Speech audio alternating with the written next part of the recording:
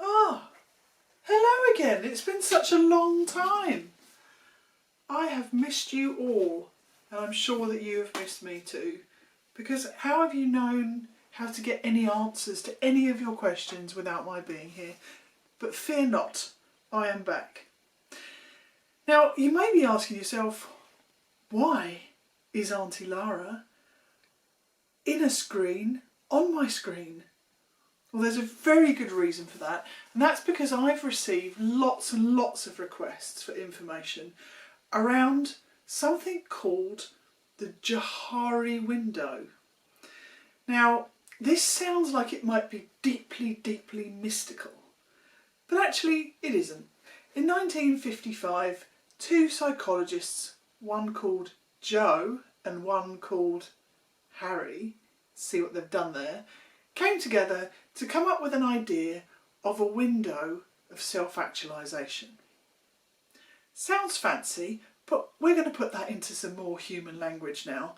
And I was also inundated with interesting letters, especially from Andy from Forest Gate in London and Chris from Cornwall, who both really interested in tech and psychology. So let's see if we can't answer their questions using the medium of tech. In 1985, I appreciate that may be a little bit before some of you were even born, Microsoft Windows was born. Now you think that's been part of your computer for a very, very long time, but let me tell you, it's actually reasonably new and only came in a few years after I was born. Let's skirt over that bit. Since then, it has had 52 iterations to the thing that we see on our screen today, unless of course we're lucky enough to be able to have another operating system. It has learned and it has adapted and it has changed through tiny iterations, and it has learnt to keep up with its culture and the world around it. For instance, getting used to being able to be on your mobile phone.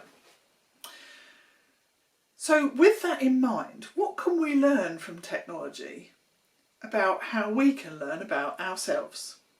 Humans, like us, we have the ability to adapt and to grow and to change, just like Microsoft. We can make better versions of ourselves by learning, thinking and listening and starting to understand who we are. And the Johari Window is a tool to help us do that.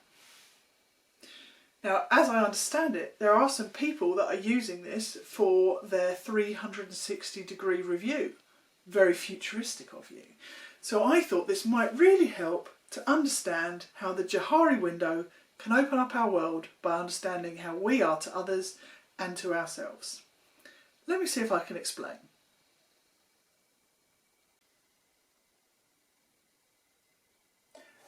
Now this is the Auntie Lara that you know and love. It's also the Auntie Lara that I know and love. In this space, in this window, I can see me and you can see me. This is the window of self-actualisation. This is the window of truth, and this is the window where I can be my real self and you can see my real self. This is the window that we would like to be big. We would like this window to be patio doors or maybe a glass house. That is what we're striving for. To reach this place and to live in this window where everybody is their true and real selves and we're able to understand that from every point of view, we need to try and squash the other three windows as much as we possibly can. But that's not straightforward, because there are good reasons why we keep things in those other windows. Shame, vulnerability, and a lack of understanding or not being able to see what's in those. So the process that we're going to go through to try and make this window as big as we can means we have to go and have a look at what we can take out of the other windows and put into this one to make it bigger. Kind of psychological and moral glass. Let's go and see if we can find it. Now this is the window that I can't get into. This is the window that you know about me that I don't know about myself. If you were to tell me what was in this window and help me see it, it would be really, really brilliant. But I'm a little bit scared of finding out what's in this window. You telling me will set me free and also make me really scared. It's another vulnerable place to be. It's a good job. We all like each other, really, isn't it? In here are the things that you see and you know about me, and I am completely blind to them. It's a very interesting window indeed. Quite looking forward to sharing it with you. Shh. This is the window that's secret to you. I know this window. I know the me that lives in this box, but you don't, because I'm not telling you and I'm not showing you. This isn't simple things like the fact that I picked my nose on the toilet. No, this is the big stuff, the stuff that I'm ashamed of, although I probably should be ashamed of that. It's also stuff that I'd have to really, really show you my vulnerability for me to be able to take the things that are in this window and share them with you. In order to do that, I have to really trust you, and I have to be able to experiment with people that I trust.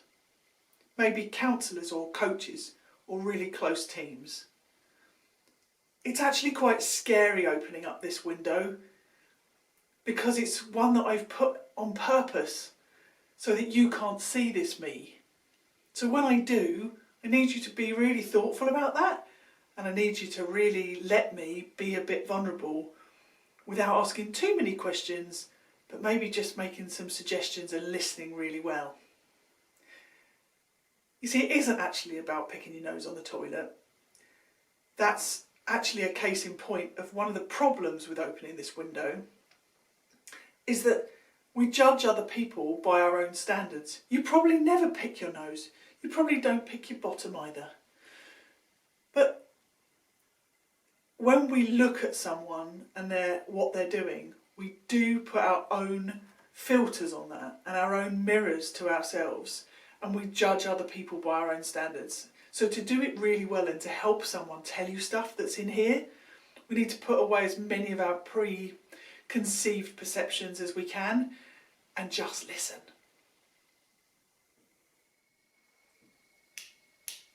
Aha! And in this window, I'm in complete darkness. I don't know what's in this room, neither do you. This is the secret window, the most secret of all. It's our subconscious. And it's still there, and it's still worth opening. But to do that, we have to try and open the other ones as much as we can. And we have to start to be able to really reach into ourselves and start to know ourselves.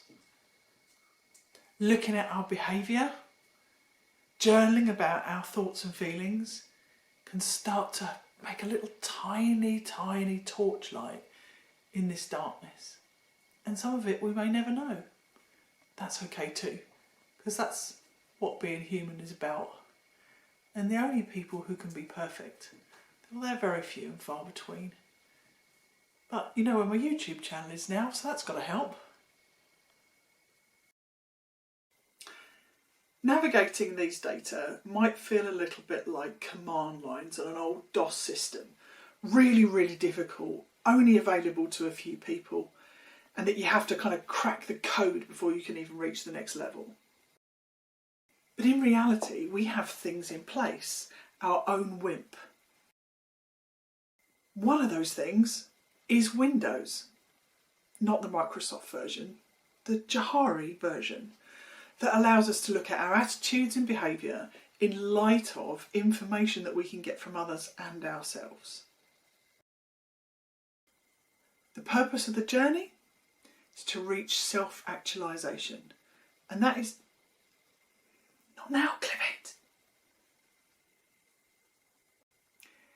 Self-actualisation is just a fancy way of saying reaching your full potential, becoming and understanding and knowing everything that you can be, or getting as close to that as you can. Self-actualisation is the very peak of Maslow's hierarchy of needs. It is when all of our needs have been met and we have reached a place that is close to nirvana. You are all icons as far as I'm concerned, and this is just a menu for you to be able to use and to learn and to grow, and I'm just trying to give you a few pointers on how to get there.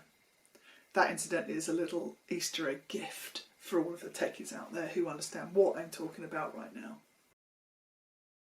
In conclusion, the Johari Window is simply a framework, amongst many others, to help you to grow and to learn as a person, just like Windows, in small iterative stages, so that you can gradually become more and more you in the world. And that's got to be a great thing to do. Using external feedback, internal analysis, and some bravery and vulnerability, you can use this framework to reach the pinnacle of you. And why would you not want to do that? But remember, this is a journey. It's an iterative journey, just like Microsoft, and you might make mistakes. I mean, Microsoft Teams. But it's okay. Mistakes are okay, and the journey is okay, because you may never reach the final destination, but each place, each step you take will take you further and further towards a place where you can be all that you can be. And the view from the top of Maslow's triangle, it's absolutely incredible, and the journey is worth it. And what's more, so are you. Until next time, and I promise it won't be so long, Auntie Lara, signing out.